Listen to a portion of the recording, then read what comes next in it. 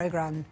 This man was on our screens again this week. Is the BBC giving Nigel Farage too much airtime?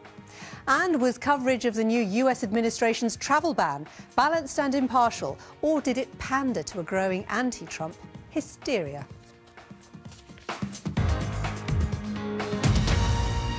First, the Prime Minister's visit to the United States at the end of last week to meet President Trump was the subject of considerable media analysis, not least the moment when the two appeared briefly holding hands.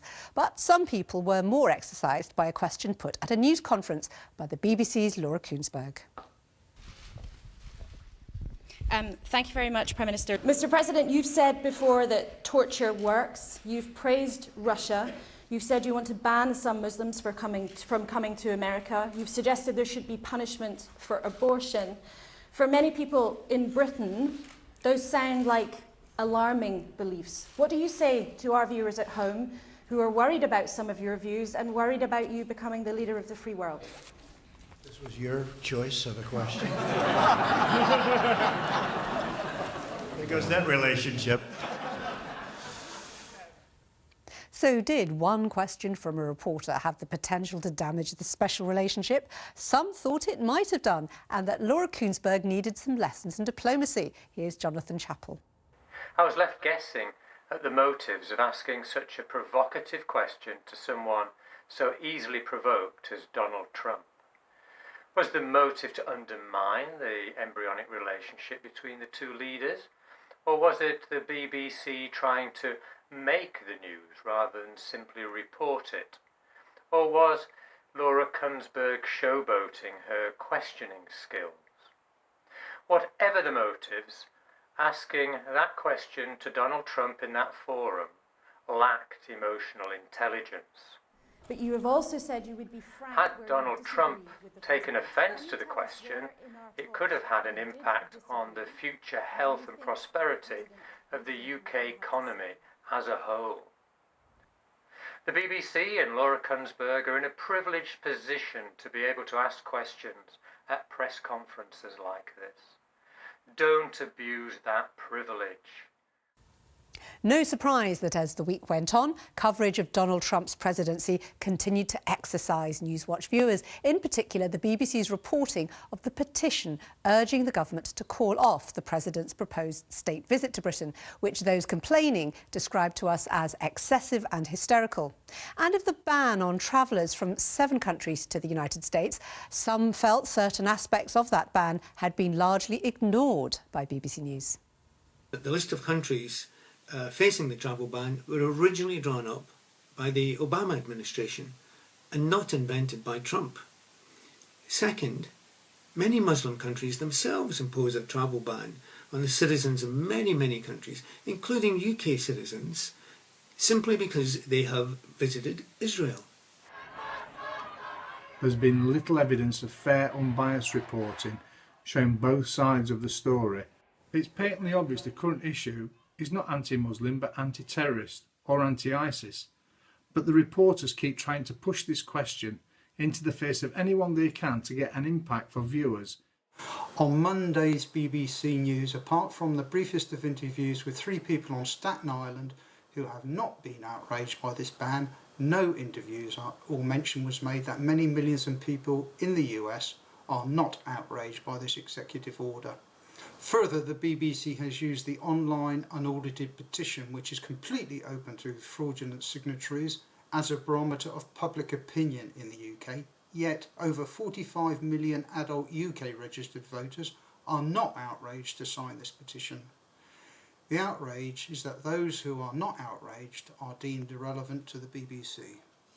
While I totally disagree with Trump's outrageous claims about fake news or the dishonesty of the media, these claims can only gain credence and credibility if responsible and reputable news organisations like the BBC fail to present unbiased, impartial, accurate and honest news reporting or fair and balanced debates and discussions. That debate will certainly continue, but there was at least one BBC programme that featured a clear defence of President Trump's travel ban, BBC One's Sunday Politics. The guest was Nigel Farage, and Andrew Neil began by asking him if he agreed with the president's decision to bar Syrian refugees indefinitely from entering the United States. There are 7 countries on that list. He's entitled to do this. He was voted in on this ticket. I didn't ask you if he was entitled. That's not my point of contention. I asked you if you agreed with it. Well, I do, because I think that if you just look at what is happening in France and Germany, if you look at Mrs. Merkel's policy on this, which was to allow anybody in virtually from anywhere, look what it's led to. The former leader of the United Kingdom Independence Party went on to discuss his views on immigration and on the government's process for leaving the European Union. And the interview produced a strong reaction from viewers, many of whom have objected before about the frequency of his appearances on BBC News bulletins and programmes such as Question Time. 2 viewers recorded their thoughts for us on camera. The aim is balance, but this isn't balance. This is a platform. His constant appearances on TV and radio, not just on the BBC, are a major contribution, I think, to the rise in anti-immigrant sentiment in this country in the last few years. I think it's time the BBC recognised that Nigel Farage isn't just some politician you wheel on to give a microphone to when someone says something nice about refugees. He is a rallying point. The BBC treats Nigel Farage as good box office, giving him photo opportunities in pubs, hugely disproportionate access to political shows from BBC Question Time to Daily Politics, Sunday Politics, and much more.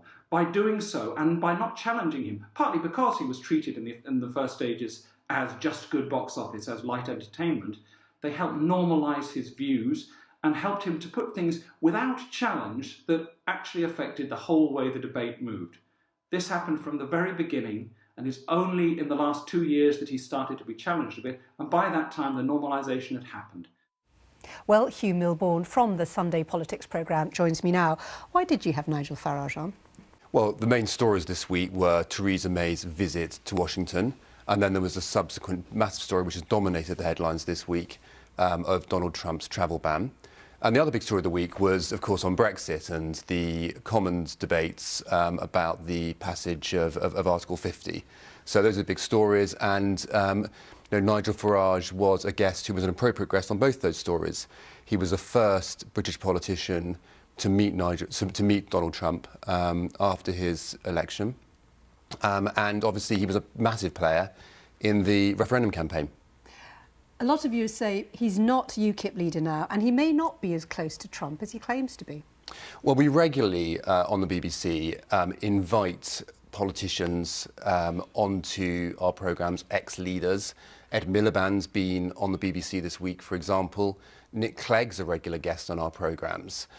So it's not unusual that we should invite someone on a programme who isn't currently leader of their party. But they're also both MPs, and Nigel Farage has never been an MP. Yeah, but he is an MEP. He has been elected by the British people as an MEP by his constituents.